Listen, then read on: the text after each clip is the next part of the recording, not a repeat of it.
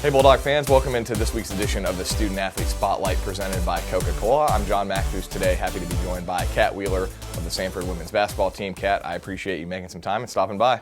Yes, I'm happy to be here. Well, a lot of fans might not know this, but you're kind of the last holdover from the Mike Morris era when he was here. Now, you never got to play for him, but you were recruited by him. But you played exclusively for Carly Coons. You've been here for her whole tenure, all 4 years. I mean, what was it like to be recruited by a coach, but then never get to play for that coach?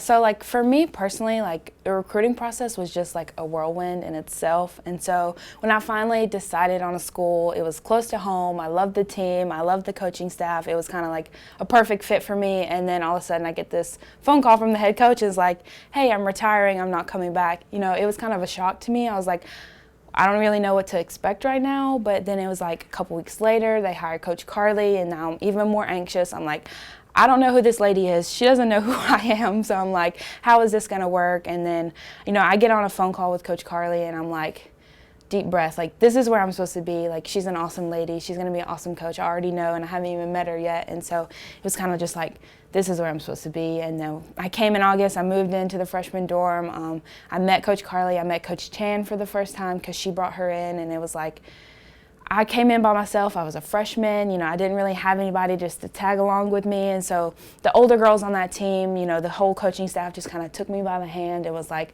come on, Kat, like this is how we do it. This is how you're going to do it. Like everything's going to be okay. And I'm just super thankful for Coach Carly, you know, her taking that leap of faith in me. You know, she didn't recruit me. You know, I didn't commit to her when she was the head coach. So it was kind of just a leap of faith for both of us. And I think it's grown us personally, us being here together. You know, all my time I've been here, she's been here, and vice versa with her. So I think it's just grown us, you know, together. And I'm just super thankful for that in that aspect. Going back to the beginning of the recruiting process when it was Mike Morris, I mean, what was it about Samford University that was attractive to you and made you want to come here?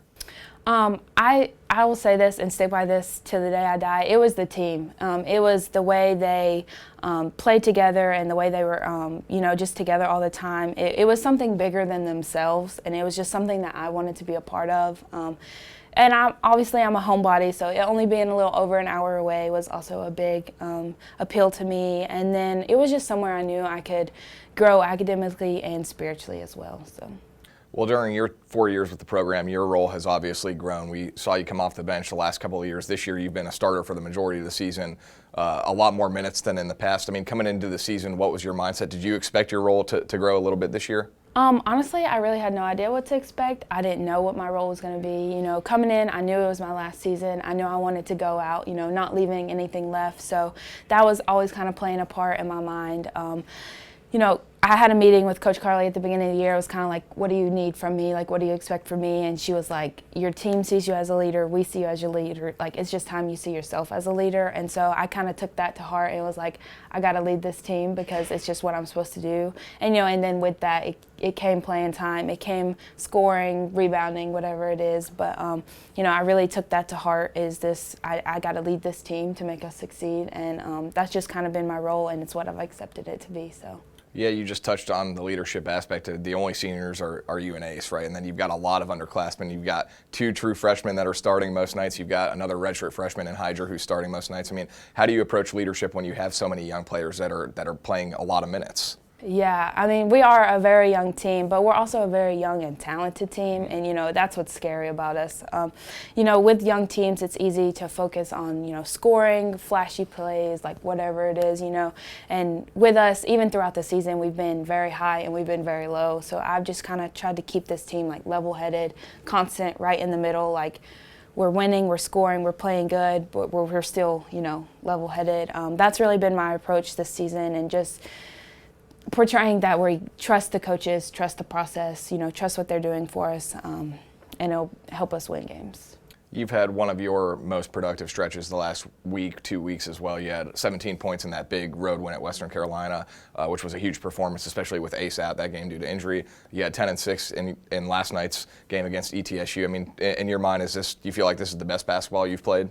Best basketball play, I don't know, but anything I can do to help this team win is what I'm going to do. Whether it's, shooting the ball when I'm open, making the right reads, making the right passes, rebounding the ball, whatever I can do to just help this team win is truly all I care about.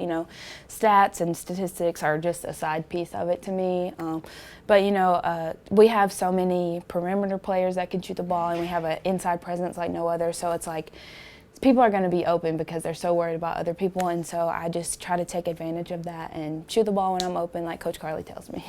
Last night, obviously, a tough loss against ETSU, but the league is still kind of wide open right now. Wofford lost last night as well. You guys still control your own destiny, so that's the positive here. And you got a tough stretch coming up. You got Chattanooga at home tomorrow. You got Mercer at home next week. You got a road game at Wofford still. This is obviously the home stretch. It's a 4, maybe even 5-team race right now for that SoCon championship. What's the message in the locker room right now?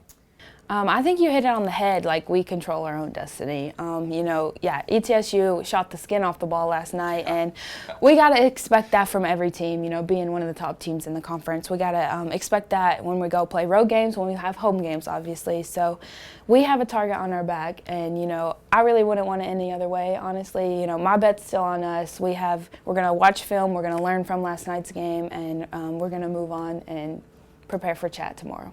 All right, a non-basketball question. What are your personal and professional goals after you graduate?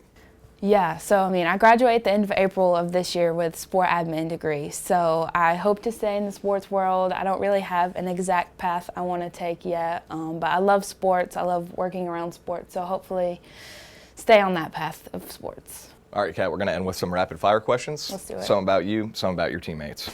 What are you listening to pregame? Anything Fetty Wap. Okay. Yeah.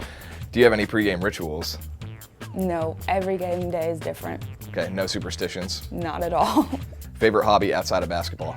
I have a dog, so I love going on walks, hiking, anything outdoors with her. So. If you played another sport, what would it be? I played softball and volleyball in high school, but I would probably play softball. Dunkin' or Starbucks? Or no coffee? Dunkin'. I'm Dunkin'. Yes, I'm Team Dunkin' too. It's a good choice. Coke or Pepsi?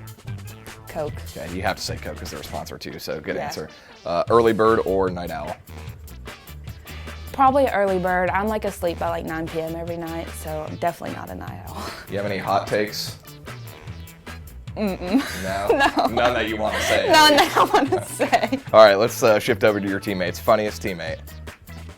Riley, hands down. Makes me laugh even when I don't want to laugh. Who's the best at karaoke? Tootie, but I wouldn't say she's the best, but she's always singing, no matter what it is, and it's random songs. It's not ever the same. Is there anyone that's singing a lot that you're like, please stop singing? Tootie. No, who spends the most time on social media? Riley, she's always making TikToks. Best overall athlete? Carly Hyder. Who spends the most time sleeping in the locker room? Not a teammate, but Shantae Battle. she used to be my teammate, but now she's an graduate assistant, but she's always sleeping on the couch in there. Who would win the Hunger Games? Oh, that's a good one. I'm just going to say Maddie Hatcher because she'll refuse to die, so. Who would just be immediately out of the Hunger Games? Who's the first one gone? Tootie. Just She'll be too busy singing. Just piling on Kirsten Nelson. Which coach has the best dance moves? Chan. She has the best dance moves. Well, Kat, I appreciate your time. We're looking forward to tomorrow. It's another big one against Chattanooga. Yep, thank you. That's Kat Wheeler, Samford home against Chattanooga in a big SoCon matchup tomorrow, 4:30 p.m. right here at the Pete Hanna Center. That'll do it for this edition of the Student Athlete Spotlight presented by Coca-Cola.